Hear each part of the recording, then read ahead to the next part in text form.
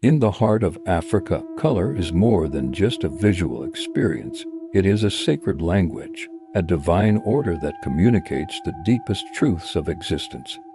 Journey with us as we explore the sacred use of color in the spiritual traditions of the Igbo, the Akan, and the ancient land of Kemet. Among the Igbo people, color is a vital force. The white chalk, known as Zu, is a symbol of purity, goodwill, and spiritual connection. It is an offering to the ancestors, a sign of peace.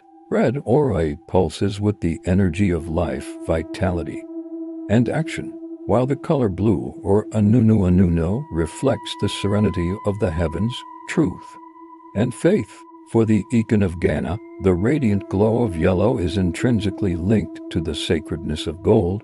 It represents not just material wealth, but divine favor, prosperity, and the enduring spirit of their kings and ancestors. Their vibrant kente cloth tells stories, woven in color, each thread a word in a sacred narrative. In ancient Kemet, what the world came to know as Egypt, color was a tool of magic and a reflection of the cosmos. Blue, the color of the heavens and the great Now, symbolized life and divinity, the very essence of gods like Amun-Ra. White or Shes was the color of purity, used in sacred rituals by priests. In contrast, red was the color of chaos and danger, associated with the formidable god Set.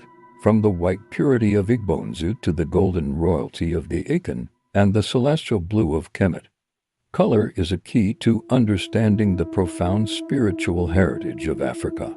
It is a language of the divine painted across the soul of a continent.